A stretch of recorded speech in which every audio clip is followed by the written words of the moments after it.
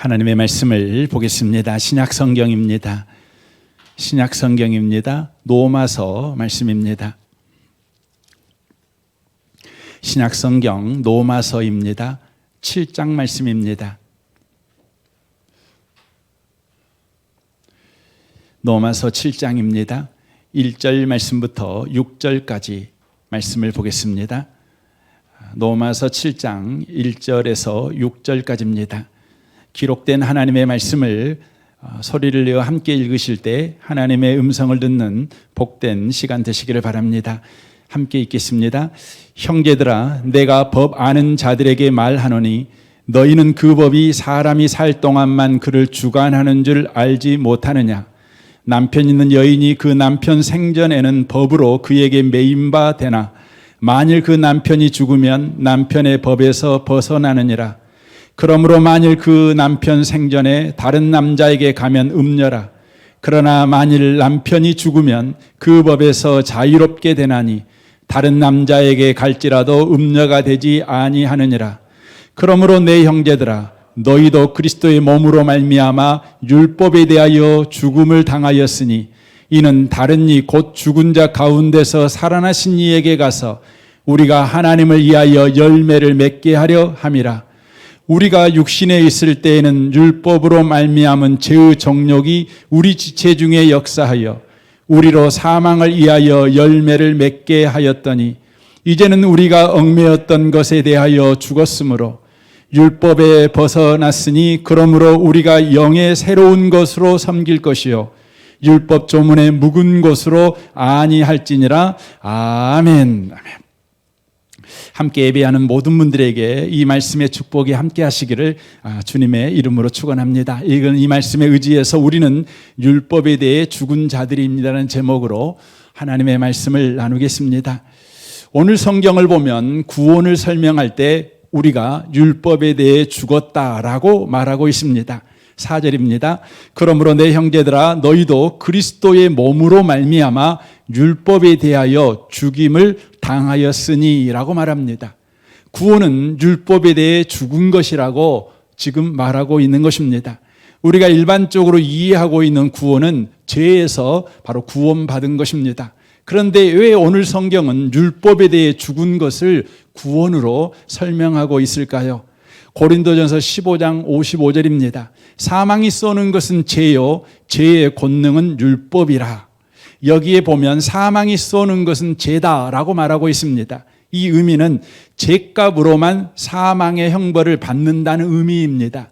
그러므로 죄를 짓지 않으면 사망이 없다, 이런 의미이지요. 더 나아가 죄의 권능은 율법이다라고 말씀합니다. 이 말은 죄를 죄라고 정하는 것은 율법이라는 것입니다. 그러므로 율법이 없으면 죄가 우리에 대한 지배권이 없다는 것입니다. 법이 없으면 죄 자체가 성립이 안 된다는 것입니다. 죄를 물을 수가 없다는 말이 되는 것입니다. 예를 들면 차선이 없으면 차선 위반이 없는 것입니다. 속도 제한이 없다면 속도 위반이 없는 것입니다. 신호등이 없으면 신호 위반도 없는 것입니다. 법이 없으면 범죄도 없는 것이고 죄도 없는 것입니다. 죄에서 구원하기 위해 율법을 없애버렸다. 그것이 구원입니다. 법이 없으니까 죄도 없습니다. 죄도 없으니까 사망을 선고할 수도 없습니다. 사망이 없는 것입니다. 그러므로 예수를 믿어 저와 여러분이 구원받았다는 것은 죄와 사망의 운명으로 끌고 가던 율법에 대해 죽어버렸다, 해방되었다, 이렇게 말씀을 드릴 수 있습니다. 이것을 로마서 8장 1절은 이렇게 1절 2절은 이렇게 말합니다. 그러므로 이제 그리스도 예수 안에 있는 자에게는 결코 정죄함이 없나니 이는 그리스도 예수 안에 있는 생명의 성령의 법이 죄와 사망의 법에서 너를 해방하였음이니라 라고 말씀합니다.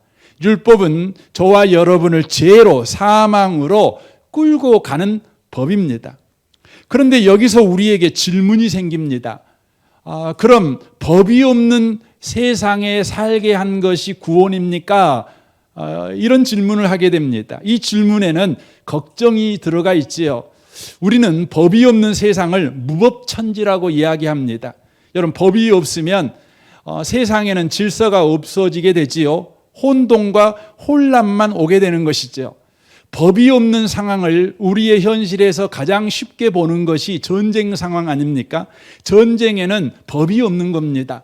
힘센 사람, 무기를 가진 사람이 왕노릇하는 것이죠. 그러므로 약자들은 다 죽어가는 것입니다. 총 없는 사람은 다 죽어가는 것입니다. 법이 필요 없습니다. 살인도 죄가 안 되는 것입니다. 이게 바로 전쟁 상황 아니겠습니까? 법이 없다는 것은 참으로 무서운 세상이 된다는 것을 의미한다는 것을 저와 여러분은 경험을 통해서 잘 알고 있습니다. 그런데 구원을 받았다는 것은 법이 없어져 버렸다, 법이 죽어버렸다, 법이 없는 세상에 살게 된다, 이런 의미라고 말을 하니 걱정이 되는 것입니다. 그러나 걱정할 필요가 없습니다. 왜냐하면 구원은 법을 없애버렸다는 의미는 이제 더 이상 법으로 다스리는 나라에 살지 않고 이 나라보다 더 고급한 나라로 옮겨버렸다, 옮겨 살게 했다, 이라는 의미이기 때문에 그렇습니다. 여러분, 법으로 다스리는 나라, 법이 통치하는 나라는 원인과 결과의 법칙으로 통치합니다. 우리가 원인이지요. 그래서 그 책임도 우리가 져야 합니다. 이 나라에 살면 우리에게 계속해서 책임을 요구합니다. 책임을 요구함으로 그 나라가 유지됩니다. 이것이 이 나라의 힘입니다. 이것을 성경에서는 정사와 권세다, 이렇게 표현을 합니다. 우리가 지금 살고 있는 세상은 하나님을 외면한 세상입니다. 하나님을 외면한 세상은 그 질서를 오로지 법으로 책임을 요구하는 방법밖에 없습니다. 그렇지 않으면 국가나 사회나 회사나 학교나 저와 여러분이 속한 어떤 공동체든지 큰 혼란과 혼돈, 무질서가 오기 때문에 그렇습니다. 그래서 국가는 각종 법으로 모든 개인에게 도덕과 윤리를 요구합니다. 능력을 요구하고 본인의 책임을 요구합니다. 그리하여 그 책임에 부합되게 살면 상 주고 그 책임에 미흡하게 살면 벌을 내립니다. 이것이 이 세상의 통치술입니다. 그래서 우리 모두는 고단합니다. 왜냐하면 무슨 일을 하든지 모든 일에 대해서 책임을 우리에게 계속해서 묻기 때문에 그렇습니다. 네가 이런 말 했느냐? 그 말에 대해 책임을 져. 네가 이런 행동했느냐? 그 행동에 대해 책임을 져. 네가 사고 냈느냐? 사고에 대해서 책임져. 끊임없이 저와 여러분이 사는 이 세상에서는 책임을 져야 합니다. 그러니까 인생이 너무 고달픕니다. 그런데 예수님이 우리를 구원하셨습니다. 구원하셨다는 것은 우리를 새로운 나라로 옮기셨다는 것입니다. 이 새로운 나라는 이 세상과 다른 법으로 통치하는 나라입니다. 로마서 5장 20절입니다. 율법이 들어온 것은 범죄를 더하게 하려 함이라. 그러나 죄가 더한 곳에 은혜가 더욱 넘쳤나니 이는 죄가 사망 안에서 왕노릇한 것 같이 은혜도 또한 의로 말미암아 왕노릇하여 우리 주 예수 그리스도로 말미암아 영생에 이르게 하려 함이라라고 말씀합니다. 구원받기 전까지 우리는 법으로 우리에게 책임을 요구하는 나라에 살았습니다. 그러나 구원을 받은 후에는 은혜로 하나님이 책임져 주시는 나라에 살게 되었다, 이렇게 성경이 말씀하는 것입니다. 법으로 책임을 요구하는 세상은 우리가 모든 것의 원인과 결과이기 때문에 모든 것의 책임도 우리가 져야 된다, 이렇게 요구합니다. 그러나 은혜로 책임져 주시는 나라는 하나님이 모든 것의 원인과 결과가 되어 주십니다. 그래서 하나님이 모든 것에 대해서 책임을 져 주십니다. 저와 여러분이 구원을 받았다는 것은 이제 하나님이 책임져 주시는 인생, 책임져 주시는 현실을 살게 되었다, 이걸 말해주는 것입니다. 왜냐하면 현재 예수 믿는 자의 삶의 모든 원인과 결과를 하나님이 바로 주권으로 서 있기 때문에 그렇습니다. 심지어 우리 잘못에 대해서도 우리에게 책임을 묻지 않습니다. 우리가 책임을 지지 않아도 됩니다. 그래서 벌을 받지 않아도 됩니다. 하나님이 예수님으로 우리의 잘못의 책임을 묻습니다. 이사야 53장 5절입니다. 그가 찔림은 우리의 허물 때문이요 그가 상함은 우리의 죄악 때문이라 라고 말합니다. 우리가 허물의 행동을 했습니다. 죄악된 행동을 했습니다. 그러면 마땅히 여러분 법으로 통치하는 세상에서는 저와 여러분이 책임을 져야 되는 겁니다. 그런데 은혜로 통치하는 하나님 나라에서는 하나님이 예수 보고 책임지라고 합니다. 그래서 그가 찔림은 우리의 허물 때문이요. 분명히 내가 책임질 행동을 했는데 책임을 예수님이 지십니다. 그가 상함은 우리의 죄악 때문이라. 내가 죄는 지었는데 책임은 예수님이 지는 것이지요. 그가 징계를 받음으로 우리는 평안을 누리고 그가 채찍에 맞음으로 우리는 나음을 받았도다. 책임은 내가 짓지 않는데 혜택은 내가 받는 나라. 이것이 구원을 받은 이후에 저와 여러분이 살고 있는 인생이며 살고 있는 현실이라는 것입니다. 우리는 다 양 같아서 그릇 행하여 각기 제 길로 갔거늘 여호와께서는 우리 모두의 죄악을 그에게 담당시키셨도다. 예수님에게 책임지게 하셨다. 우리에게 책임지게 하지 않았다. 이게 바로 구원받은 이후에 저와 여러분이 살고 있는 나라, 그 나라로 우리 주님이 우리를 옮겼다라고 말씀합니다. 우리는 이미 이 은혜의 나라 속에 들어와 살고 있습니다. 문제는 하나님이 책임져 주시는 이 은혜를 우리가 누리지 못하고 산다는 것입니다. 여전히 우리 각자가 우리 인생을 책임지는 삶을 여전히 살아가고 있다는 것입니다. 갑자기 원치 않는 어려운 일이 생기면 우리는 여지없이 우리 자신에게 책임을 아주 강하게 묻습니다. 특별히 저와 여러분은 신앙인이기 때문에 신앙적 책임을 아주 강하게 묻습니다. 기도 안에서 이런 일이 생긴 거야. 벌 받은 거야. 네가 예배 똑바로 안 드리니까 이런 문제가 생긴 거지 하고 신앙적 책임을 강하게 우리 스스로가 묻습니다.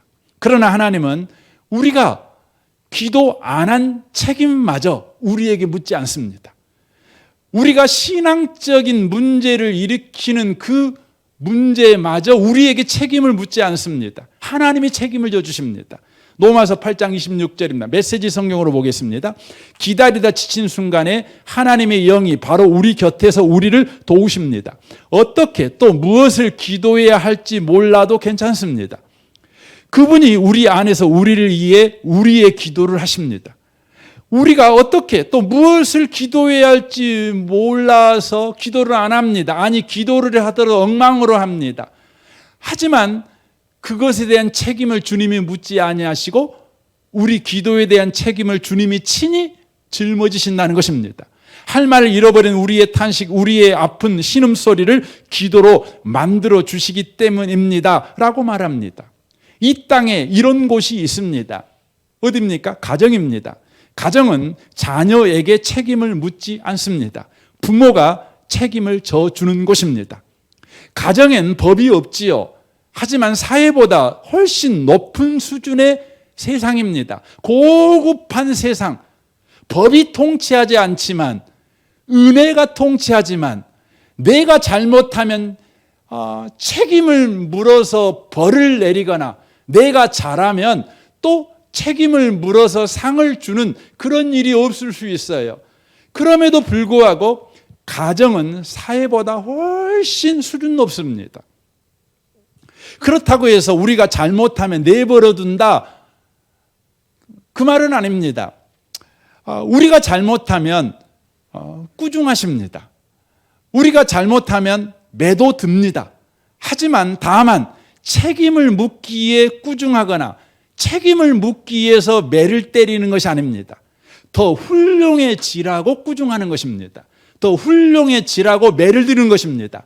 잘못에 책임을 묻는 것이 아니라 미래로 나아가도록 떠미는 것이지요. 더 성장하는 기회를 주는 것입니다. 하나님이 그렇게 하십니다. 그래서 히브리서 12장 10절에 이렇게 말씀합니다. 그들은 잠시 자기 뜻대로 우리를 징계하시거니와 오직 하나님은 우리의 유익을 위하여 그의 거룩하심에 참여하게 하시느니라. 무릇 징계가 당신은 즐거워 보이지 않고 슬퍼 보이나 후에 그로 말미암아 연단받는 자들은 의와 평강의 열매를 맺느니라 라고 말합니다. 우리가 기도 안 하면 하나님께서 그 책임을 우리에게 묻지 않습니다. 그렇다고 해서 기도 안 하면 내버려 두지는 않지요. 야단치지요. 매를 때리지요. 그 이유는 책임을 묻기 위해서 매를 때리거나 꾸짖는 것이 아니라 신령한 자가 되기 위해, 더 거룩한 자가 되기 위해서, 여기에 연단이라는 단어를 쓰고 있는데 영어로 보면 캐릭터입니다. 내가 맡고 있는 배역에 충실한 바로 배역을 해내는 바로 그런 성격의 소유자, 그런 실력의 소유자가 되도록 우리를 하신다는 것입니다. 그리하여 의와 평강의 열매를 맺게 만드신다는 것입니다. 사랑하는 성도 여러분, 저와 여러분이 예수를 믿었다는 것은 내가 책임지는 인생에서 하나님이 책임져 주는 인생과 현실 속을 살게 되었다라는 걸 말하는 것입니다. 그러므로 저와 여러분의 남은 인생은 어떠한 인생을 살아가야 되는가? 하나님이 책임져 주는 인생을 계속해서 경험해가는 인생을 살아가는 것입니다. 그리하게 될 때 저와 여러분이 열매를 맺게 된다는 것입니다. 오늘 성경이 그것을 또한 말씀합니다. 로마서 7장 4절입니다. 그러므로 내 형제들아 너희도 그리스도의 몸으로 말미암아 율법에 대하여 죽음을 당하였으니 이는 다른 이 곧 죽은 자 가운데서 살아나신 이에게 가서 우리가 하나님을 위하여 열매를 맺게 하려 함이라 라고 말합니다. 열매를 맺는 삶, 이게 그리스도인들을 하나님이 부르심의 열매입니다. 하나님은 우리가 열매 맺는 삶이 되게 하시기 위해서 두 가지 일을 하신다고 오늘 성경이 이야기합니다. 그 첫 번째가 율법에 대해 죽게 합니다. 그 다음엔 예수 그리스도와 결혼하게 하신다고 말씀하고 있습니다. 우리는 예수 믿기 전에 율법과 결혼했습니다. 율법이 뭡니까? 율법은 우리에게 책임만 요구하는 남편과 같습니다. 책임만 요구하는 남편과 같지요.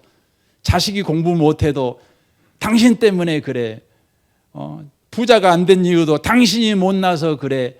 맨날 집에 있는 무슨 일이든지 뭔 일만 생기면 그 책임을 아내에게 바로 요구하는, 아내가 책임지라고 요구하는 남편과 같은 것이 율법입니다. 하지만 저와 여러분이 예수를 믿자 우리에게 책임만 요구하는 남편이 죽어버린 것입니다. 그리고 이제 우리에게 바로 책임을 물을 남편이 없어져 버린 것입니다. 이제 자유인이 되었습니다. 그리고 예수님과 결혼했습니다. 여러분, 예수님과 결혼했다는 건 뭡니까? 우리에게 책임만 요구하는 율법이라는 옛 남편에게서 죽었고 이제 모든 것을 책임져 주시는 새 신랑 예수님과 새로운 인생을 살게 되었다라는 걸 말해주고 있는 것입니다. 모든 걸 책임져 주시는 새 신랑 되신 예수님과 결혼했다. 이게 구원받았다는 것입니다. 그렇다면 우리와 결혼한 이 예수님은 누구십니까? 오늘 4절은 이렇게 말씀합니다. 하반절에 보십시오. 이는 다른 이 곧 죽은 자 가운데서 살아나신 이에게 가서 우리가 하나님을 위하여 열매를 맺게 하려 함이라 라고 말합니다. 우리와 결혼하시는 분이 누구십니까? 우리의 모든 걸 책임져 주시는 새 신랑 되신 예수님은 누구십니까? 죽은 자 가운데서 살아나신 예수님이십니다. 십자가에서 죽으신 예수님은 매우 중요합니다. 하지만 예수님은 여전히 십자가에 매어 달려 죽어만 있는 분이 아니십니다. 죽은 자 가운데 살아나신 분이십니다. 이 살아나신 예수님과 우리가 결혼한 것, 이것이 바로 구원받은 것입니다. 그러므로 살아 역사는 신랑과 사랑의 결혼 생활을 하면 자연스럽게 열매가 맺어지는 것입니다. 그래서 여기 4절이 그렇게 말을 하는 것입니다. 로마서 7장 4절입니다. 그러면 내 형제들아 너희도 그리스도의 몸으로 말미암아 율법에 대하여 죽음을 당하였으니 이는 다른 곧 죽은 자 가운데서 살아나신 이에게 가서 우리가 하나님을 위하여 열매를 맺게 하려 함이라 라고 말합니다. 여러분, 예수님하고 결혼했어요. 살아있는 신랑과 여러분 결혼 생활을 합니다. 죽어버린 신랑이 아닙니다. 살아있는 신랑입니다. 활동하는 신랑입니다. 건강한 신랑입니다. 나를 사랑하는 신랑, 나를 책임져주는 신랑과 바로 결혼 생활합니다. 그러면 어떤 일이 벌어집니까? 자연스럽게 자식이 생긴다는 것입니다. 지금 이 말씀을 하고 계시는 것입니다. 우리 하나님은 예수를 믿은 저와 여러분을 통해서 열매를 맺게 하기를 원하십니다. 저와 여러분을 통해서 자식을 낳기를 원하신다고 하는 것입니다. 그렇다면 어떤 자식을 낳기를 원하시는 것입니까? 역사상 최초의 부부인 아담과 하와의 결혼 생활을 우리 하나님이 축복하셨습니다. 그리고는 그들에게 이런 자식 낳아라 하고 그들에게 이렇게 명령하십니다. 창세기 1장 28절입니다. 하나님이 그들에게 복을 주시며 하나님이 그들에게 이르시되 생육하고 번성하여 땅에 충만하라, 땅을 정복하라, 바다의 물고기와 하늘의 새와 땅에 움직이는 모든 생물을 다스리라 하시니라 라고 말씀합니다. 지금 아담과 하와에게 하나님이 복을 주시죠. 그리고는 그들에게 말하죠. 생육하고 번성하여 땅에 충만하라, 땅을 정복하라, 이렇게 말씀하십니다.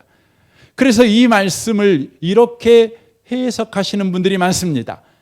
바로 결혼해서 아기 많이 낳아라, 그것이 복이다, 이렇게 성경을 해석합니다. 하지만 그 해석은 반틈만 맞습니다. 자식을 많이 낳는 건 분명히 복이지만 자식을 많이 낳는 것이 무조건 복이 되는 건 아닙니다. 창세기 6장에 보면 노아 때에 세상 사람들은 자식을 많이 낳습니다. 그런데 하나님은 자식이 많이 난 이 세상, 인구가 많이 불어난 세상을 보시며 슬퍼하셨습니다. 한탄하셨습니다. 심판하기로 작정하셨습니다. 그렇다면 이 창세기 1장 28절에 생육하고 번성하라 할 때 자식을 많이 낳는데 이런 자식으로 자식을 많이 낳아라, 그런 의미입니다. 그냥 자식을 많이 낳으란 말이 아니라 이런 자식을 많이 낳고 이런 자식을 번성시키고 이런 자식으로 땅으로 충만하게 만들고 이런 자식으로 세상을 다스리게 만들고 이런 자식으로 하나님이 만드신 모든 피조 세계를 다스리는 자가 자를 낳아라, 이렇게 말씀하고 있는 겁니다. 그럼 어떤 자일까요? 말라기 2장 15절입니다. 현대인의 성경으로 읽겠습니다. 여호와께서는 너희를 아내와 한 몸이 되게 하지 아니하였느냐? 어떻게 이렇게 하신 목적이 무엇이냐? 이것은 여호와께서 경건한 자녀를 얻고자 하시기 때문이다. 그러므로 너희는 너희 마음을 지켜 젊어서 얻은 너희 아내를 배신하지 말라라고 말씀하십니다. 우리 하나님께서 결혼한 부부에게 자식을 많이 낳아라, 하지만 그 자식은 반드시 경건한 자식이어야 된다 말씀합니다. 다른 말로 표현하면 너희들이 하나님에게 복을 받았지, 너희 자식들을 많이 낳는데 그 자식들은 반드시 너희들이 하나님에게 복을 받듯 너희 자식들도 복받은 자식이어야 된다, 이걸 말하는 것입니다. 복받은 자식으로 생육하고 번성해라, 복받은 자식으로 세상에 가득 채워라, 이렇게 말씀하고 있는 것입니다. 저와 여러분은 그리스도인 아닙니까? 그리스도인들은 결혼해서 아이를 낳아야지요. 아이를 낳았다면 그 아이를 어떻게 키워야 됩니까? 예수 믿는 아이로, 바로 구원받은 복받은 자녀로 아이들을 키워야 되는 것이죠. 그것이 우리 하나님께서 바로 말씀하신 것입니다. 우리를 책임져 주시는 예수님과 사랑관계 가운데 있게 되어지면 바로 신부된 우리를 통해서 복받은 자식들이 나오게 된다는 그런 의미의 말씀이 되는 것입니다. 인간은 역사 속에서 끊임없이 바로 복받은 자식을 낳기 위해서, 나를 통해서 복받은 사람이 나오게 하기 위해서 끊임없이 노력했습니다. 오늘날 대통령 후보들의 공약을 보십시오. 그러면 그 공약들의 내용을 보면 사람들에게 복을 주기 위한 공약인 것을 알 수가 있어요. 사람을 망가뜨리고 사람을 죽여버리고 망하게 하기 위한 공약을 한 적이 없습니다. 대통령들의 공약, 시장들의 공약을 보시면 내용들이 얼마나 좋습니까? 사람들을 복주게 하려고 어떻게 하면 사람들을 행복하게 할까? 그런 그 공약 아니겠습니까?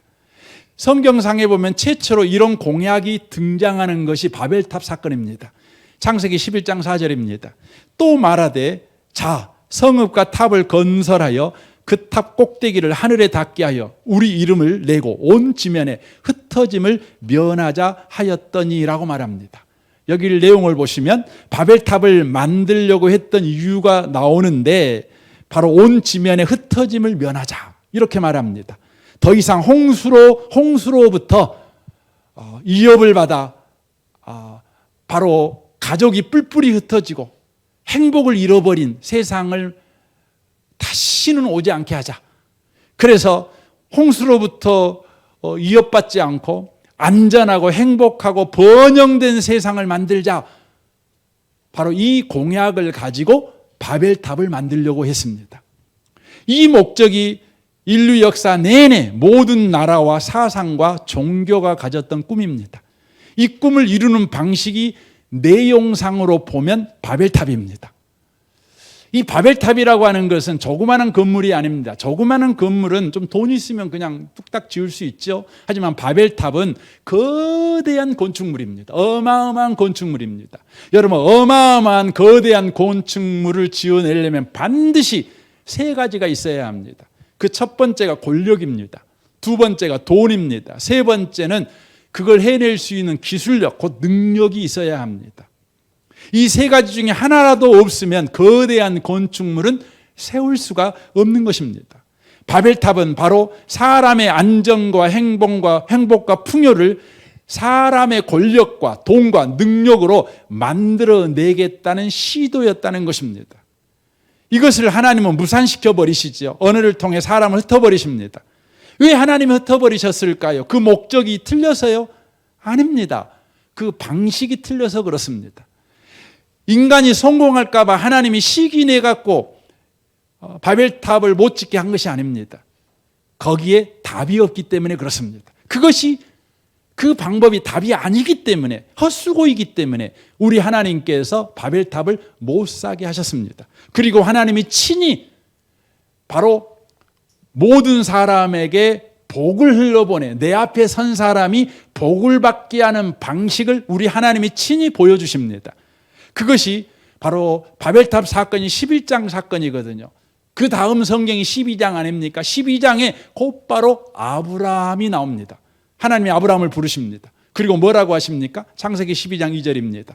내가 너로 큰 민족을 이루고 내게 복을 주어 내 이름을 창대하게 하리니 너는 복이 될지라.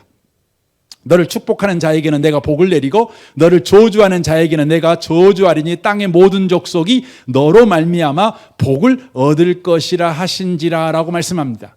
지금 하나님이 바벨탑을 쌓으려고 했던 인류의 목적과 동일한 약속을 아브라함에게 하고 있는 것을 보게 됩니다. 바로 모든 민족이 복을 받는 일을 위해 아브라함을 부르십니다.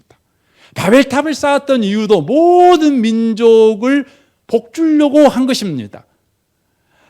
그런데 방법이 틀렸다는 것입니다. 우리 하나님은 바로 하나님께서 정하신 방법은 이거야. 모든 민족이 복을 받는 방법은 이거야 하고 하나님께서 이 일을 위해 아브라함을 부르셨습니다. 바벨탑과 아브라함 사건을 통해 하나님이 무엇을 대조하고 있으십니까? 바로 모든 사람에게 필요한 복은 오직 하나님께로부터만 나온다. 이걸 먼저 가르칩니다. 그리고 또 놀라운 걸 가르치는데 모든 민족이 복을 받는 통로는 아브라함이라는 한 개인이다. 한 사람이다. 이걸 가르치는 것입니다. 한 사람이라는 것입니다. 아브라함이라는 한 사람이 복으로 서 있을 때 아브라함을 만나는 사람마다 복을 받는 일이 일어난다. 복 받는 사람이 된다. 이걸 지금 가르치고 있는 것입니다. 아브라함이 복 있는 사람으로 시장통에 서 있으면 시장통에 가다가 아브라함을 만나는 사람마다 복 받은 사람이 된다는 거예요. 그가 가정에 복 있는 사람으로 서 있으면 가정에서 그를 만나는 사람마다 복받은 사람이 된다는 것입니다. 모든 민족으로 복받게 하는 건 국가가 하는 것이 아니라는 것입니다. 회사가 하는 일도 아니고 어떤 단체가 할 수 있는 일이 아니라는 것입니다. 바로 복된 한 사람이라는 것입니다. 한 사람이 중요하다는 것입니다. 성경은 그리스도인 된 저와 여러분이 바로 그 한 사람이다 라고 말하고 있습니다. 우리의 문제는 한 사람, 그리스도인인 저와 여러분의 가치를 너무나 모른다는 것입니다. 우리의 가치를 모릅니다. 우리가 얼마나 대단한 바로 인생으로 부르심을 받았는지, 대단한 현재를 살고 있는지, 대단한 남자이며 대단한 여자라는 것, 대단한 청년이며 대단한 중년이며 대단한 노년이라는 것을 우리는 모릅니다. 그러다 보니 우리는 맨날 비난하고 비판하는 일에만 몰두합니다. 국가가 이 모양이냐고, 정부가 이 모양이냐고, 대통령의 이 모양이냐고, 도시가 이 모양이냐고 끊임없이 비판하고 바로 국가와 정부와 이 사회의 변화만을 요구합니다. 국가가 바뀌고 사회가 바뀌고 정권이 바뀌면 바로 세상이 복 있는 곳이 된다고 생각하기 때문입니다. 이 대한민국이 기독교 국가만 되면 자동적으로 이 나라가 복받은 나라가 된다고 생각합니다. 예수 믿는 대통령이 세워지길 우리는 기도합니다. 왜냐하면 예수 믿는 대통령이 세워지기만 하면 이 나라는 복받는 나라가 된다고 생각하기 때문에 그렇습니다. 여러분, 기도해야 합니다. 그러나 기독교 국가가 돼도 예수 믿는 대통령이 세워져도 이 나라는 복받는 것이 아닙니다. 대통령이 나라를 잘 다스려도 여러분 복받는 것이 아닙니다. 이것은 하나님이 약속한 바가 없어요. 하나님이 이것을 요구한 적도 없고 허락하신 적도 없어요. 하나님이 약속하고 하나님이 허락한 것은 누가 대통령이 되든 이 나라가 어떤 나라가 되든 예수 믿는 한 사람, 구원받아 복받은 한 사람이 바로 예수 믿는 자로 그의 현실 가운데 서 있게 될 때 그를 만나는 사람마다 복받은 사람이 되게 하셨다는 거예요. 그 역사적인 예가 소돔과 고모라입니다. 소돔과 고모라가 멸망한 것은 의인 10명이 없었기 때문입니다. 소돔과 고모라에 뛰어난 위정자가 없었기 때문이 아닙니다. 좋은 대학이 없었기 때문이 아닙니다. 의인 10명이 없었어요. 복받은 사람, 아니 아브라함이 의인 10명까지 말했기 때문에 의인 10명이지 사실 소돔과 고모라에 한 사람이 없어서 망한 거예요. 이스라엘이 멸망하게 된 이유가 바로 한 사람이 없었기 때문이죠. 에레미야 5장 1절을 보십시오. 너희는 예루살렘 거리로 빨리 다니며 그 넓은 거리에서 찾아보고 알라. 너희가 만일 정의를 행하며 진리를 구하는 한 사람이라도 찾으면 내가 이 성읍을 용서하리라. 나라와 민족을 위해 기도하는 건 중요합니다. 그렇다고 해서 기도한 것으로 그리스도인의 책임을 퉁치려고 하면 안 돼요. 기도했으니까 다 한 거 아닙니다. 성도의 역할을 해야 합니다. 성도의 역할은 뭡니까? 그리스도인으로 서 있는 거예요. 저와 여러분이 복된 자로 서 있는 거예요. 저와 여러분이 거룩한 자로 서 있는 것이 또한 중요한 것입니다. 그래서 역대하 7장 13절에 이렇게 말씀합니다. 혹 내가 하늘을 닫고 비를 내리지 아니하거나 혹 메뚜기들에게 토산을 먹게 하거나 혹 전염병이 내 백성 가운데 유행하게 할 때에 코로나 상황 아니겠습니까? 그때 어떻게 해야 됩니까? 내 이름으로 일컫는 내 백성이 그리스도인이 그들의 악한 길에서 떠나 스스로 낮추고 악한 길에서 떠나 스스로 낮추고 이 말이 뭡니까? 거룩한 자로 서 있으면 복된 자로 서 있으면 그리스도인답게 직장생활, 가정생활을 하면 그 말이죠. 그리고 기도하여 내 얼굴을 찾으면 내가 하늘에서 듣고 그들의 죄를 사하고 그들의 땅을 고칠지라 라고 말씀합니다.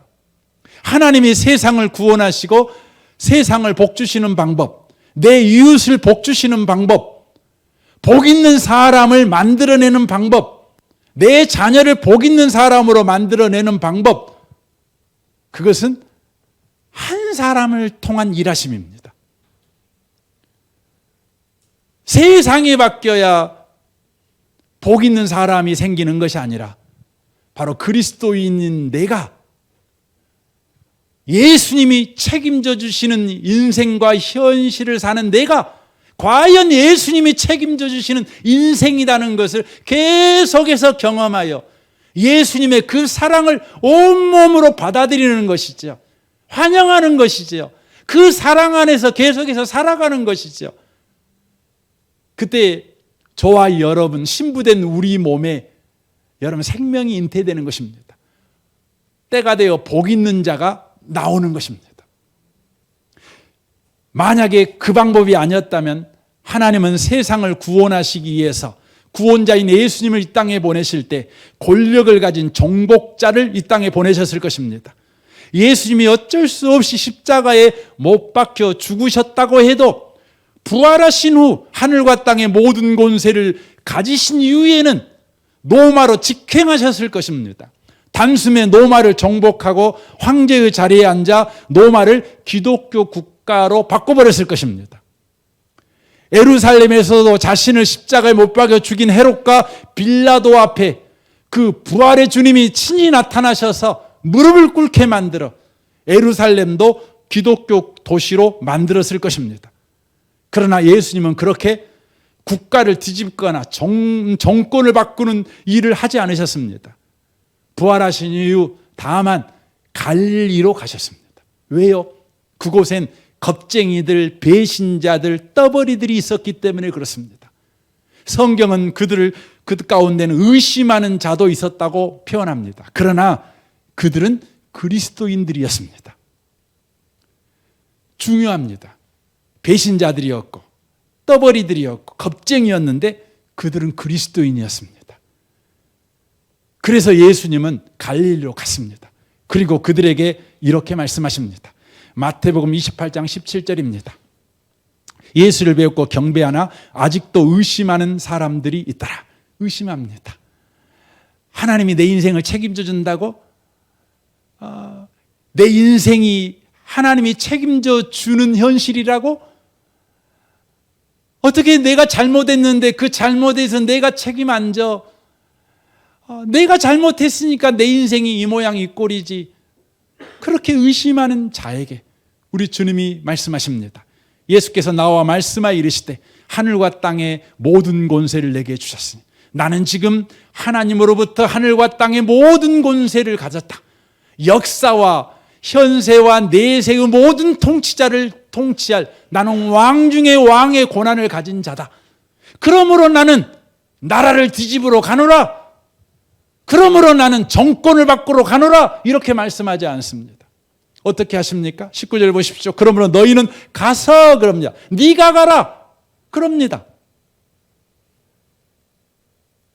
배신자들에게 말합니다.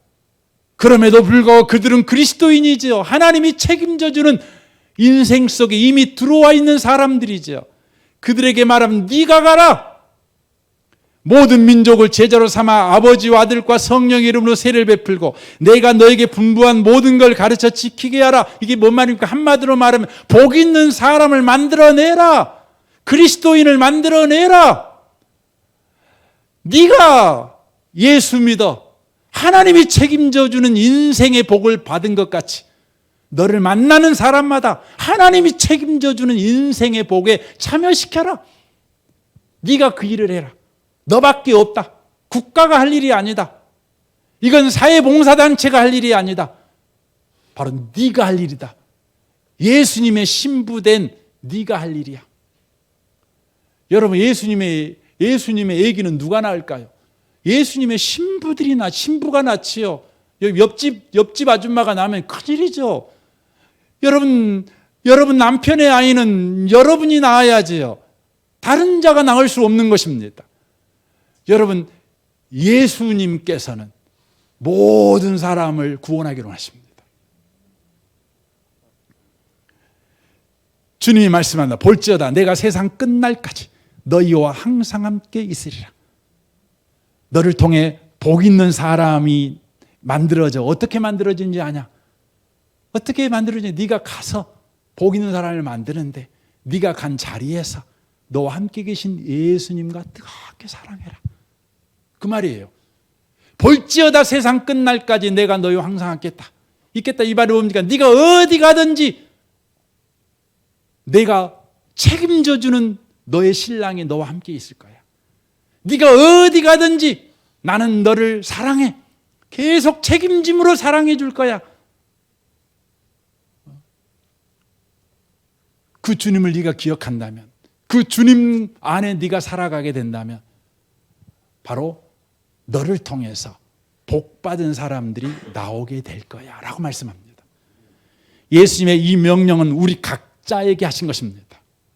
다른 사람에게 말한 것이 아닙니다. 우리에게 말한 것입니다. 그러므로 우리도 다른 누군가에게 훌륭해지라고 요구하지 말아야 합니다. 여러분, 제가 훌륭한 목사가 되라고 여러분 기도해 주셔서 너무너무 감사합니다. 귀한 일입니다. 그러나 제가 훌륭해지는 것으로 교회가 자동적으로 훌륭해진다고는 생각하지 마십시오. 여러분 각자가 좋은 성도가 되십시오. 그러면 되는 겁니다. 여러분 좋은 가정 만들려고 하지 마세요. 좋은 남편, 좋은 아내 만들려고 하지 마십시오. 좋은 자식 만들려고 하지 마십시오. 각자가 좋은 남편 되세요. 좋은 아내 되세요. 좋은 부모가 되세요. 자꾸만 남을 신실한 사람 만들려고, 좋은 사람 만들려고 비평하고 비난하고 고치려고 여러분 하지 마세요. 그것은 남의 인생만 기웃거리는 인생을 사는 것입니다. 남에게 여러분의 인생을 책임져 가는 것입니다. 여러분의 인생을 살지 않은 것입니다. 여러분의 인생을 살아야 되는 겁니다. 주님이 여러분 보고 가라라고 말씀합니다. 지금 너를 책임져 주시는 예수님의 사랑을 받아들여라. 예수님의 사랑 속에 살아라.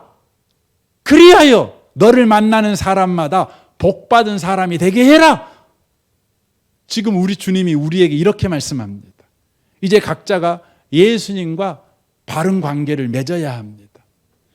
요한복음 15장 5절입니다. 나는 포도나무여 너희는 가지라. 그가 내 안에 내가 그 안에 거하면 사람이 열매를 많이 맺나니 나를 떠나서는 너희가 아무것도 할 수 없습니다. 여러분 예수님은 포도나무십니다. 다 있습니다. 우리는 가지입니다. 아무것도 없습니다. 그런데 가지가 포도나무에 붙어 있기만 하면 포도나무가 가지의 모든 걸 책임져 주십니다. 심지어 열매까지 맺게 책임져 주십니다. 붙어 있는 것이 중요하죠. 바로 포도나무의 진액을 받아들이는 것이죠. 영접하는 것이죠. 환영하는 것이죠. 그때 우리는 열매를 맺습니다.